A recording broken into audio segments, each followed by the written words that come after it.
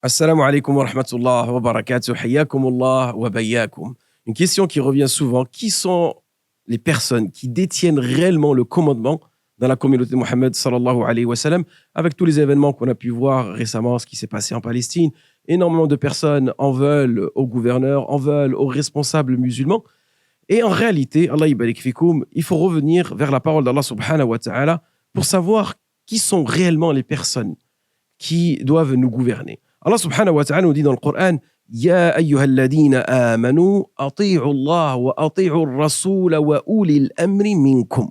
Allah subhanahu wa ta'ala nous dit: oh vous les croyants. Donc il nous appelle par cette caractéristique qui est la foi. Donc les compagnons disaient à chaque fois qu'on entendait un verset dans lequel était mentionné oh vous qui avez cru, ils doublaient d'efforts, de concentration afin de méditer et de comprendre cette parole. Donc Allah subhanahu wa ta'ala nous dit: Ya ayyuhalladhina amanu ati'u Allah wa ati'u ar-rasul wa ulil amri minkum. Qu'est-ce que nous remarquons dans ce verset, Allah yibarik fikum? Que l'obéissance, elle a été répétée 2 fois. Lorsqu'Allah subhanahu wa ta'ala parle de lui-même, on doit obéir à Allah subhanahu wa ta'ala de façon absolue, sans aucune condition.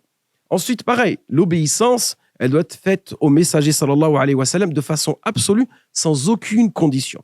Ensuite, Allah subhanahu wa ta'ala nous dit: et ceux qui détiennent le commandement parmi vous. Et là, on remarque que le verbe ati'u n'est pas mentionné une 3e fois. Car tout simplement, la ibarik fikoum, l'obéissance envers les personnes qui détiennent le commandement ne doit pas être absolue et elle doit respecter certaines conditions. Admettons qu'une personne qui détienne le commandement, elle t'impose, elle t'oblige quelque chose qui est en contradiction avec la loi d'Allah subhanahu wa ta'ala, tout simplement, tu ne dois pas lui obéir. Mais tu dois lui obéir dans ce qui est convenable. Très bien, maintenant, qui sont ces personnes qui détiennent le commandement? Est-ce que ce sont les dirigeants ou est-ce que ce sont les savants? Sachez, barakallahu fikoum, que les compagnons, nos salafs, ont divergé. Ce n'est pas une divergence tadad, mais sinon, c'est seulement une divergence tanawu', c'est ikhtilaf, tanawu', c'est-à-dire que nous allons voir plus tard qu'en réalité, on peut concilier ces 2 avis-là. Donc, une partie des salafs nous disent que ceux qui détiennent le commandement sont al-umara. Et cela, nous retrouvons dans le tafsir de l'imam al-Qurtubi, dans le tafsir de Ibn Kathir, rahmatullah alayh, et c'est l'avis, je vous dis, d'énormément de compagnons. Nous avons un deuxième avis qui est l'avis d'Abdullah ibn Jabir, l'avis de Mujahid, l'avis de Al-Ata, l'avis de Dahak, et aussi l'avis de l'imam Malik, rahmatullah alayh, qui reprend l'avis de Dahak, dans lequel il est mentionné que ceux qui détiennent le commandement sont al-fuqaha ou al-ulama, c'est-à-dire les spécialistes du fiqh et les savants, les connaisseurs du Coran, les connaisseurs du Coran et de la Sunna. Ce sont eux réellement auxquels nous devons obéir. Pourquoi, à votre avis, les salafs, ils ont mentionné cela? Car durant leur période, Allahu a'lam, les personnes qui détenaient le commandement étaient avant d'être des dirigeants, étaient des personnes qui connaissaient Allah, qui connaissaient le Coran, qui connaissaient le fiqh, qui connaissaient les lois d'Allah subhanahu wa ta'ala. Et ça, vous pouvez le constater par vous-même. Le messager sallallahu alayhi wa sallam, qu'est-ce qu'il était? Il était à la fois le gouverneur et à la fois le savant, à la fois le juge, à la fois le mufti. Donc, il avait ces 2 caractéristiques qui étaient as-sultan, l'autorité, et qui étaient al-ilm, la science. Abu Bakr radiyallahu anhu, de même, il était à la fois al-hakim ou al-alim. Omar ibn Khattab radiyallahu anhu, à la fois il était savant et sultan, gouverneur. Uthman radiyallahu anhu, pareil. Ali radiyallahu anhu, pareil. Et une partie des gouverneurs dans la dynastie des Omeyyades, ils étaient à la fois des savants et à la fois des dirigeants. Donc ils avaient ces 2 caractéristiques. Mais qu'est-ce qui s'est passé au fil du temps, Allah yibarik fikoum? Il y a eu, on va dire, une sorte de déviation. Une déviation entre l'autorité et la science. Et c'est pour cette raison qu'il est mentionné dans un hadith, dans le Mu'jam al-Tabarani, que Mu'adh bin Jabal radiyallahu anhu nous rapporte cette parole. Ala inna riha al-islam da'ira, fakunu ma'a al-Qur'an haythu dahar, fa inna as-sultan wal-kitab sayaftariqan, fala tufariqu al-kitab. Le messager sallallahu alayhi wa sallam nous donne l'image d'une meule qui tourne. Et cette meule-là, il nous dit qu'elle a une base. Sa base, c'est le Coran. Et son cercle, c'est l'autorité. Il nous dit que l'autorité et le Coran, à un moment, vont se séparer. Restez avec le Coran. Ne vous séparez pas du Coran.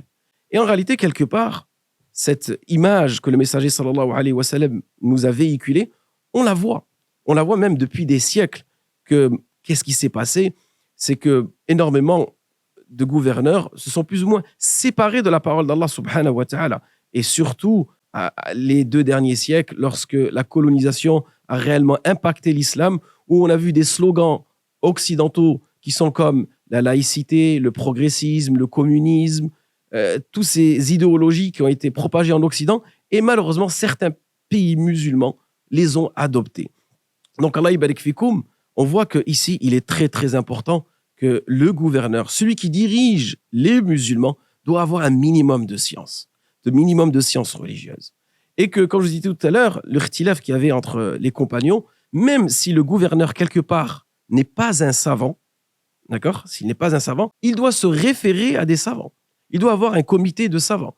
Il doit les consulter et obéir à ces savants tant que les savants n'ordonnent pas aux gouverneurs, aux dirigeants de désobéir à Allah subhanahu wa ta'ala.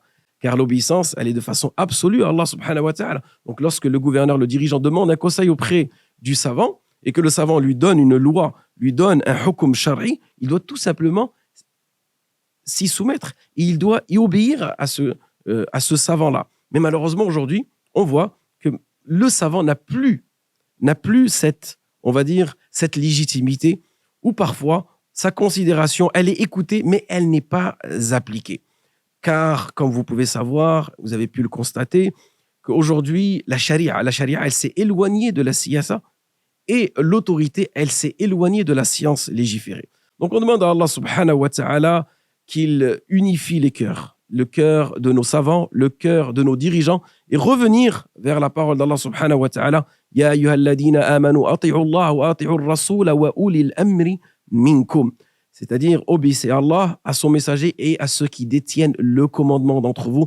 Et ce commandement, Allah barik fikoum, en réalité, il doit être à la fois propagé par l'autorité, par le pouvoir, et sa base à ce pouvoir et à cette autorité, elle doit être tout simplement imprégnée de la parole d'Allah et du messager sallallahu alayhi wa sallam. Waffaqakumullah lima yuhibbu yarda wa akhiru da'wana anil hamdulillahi rabbil alamin.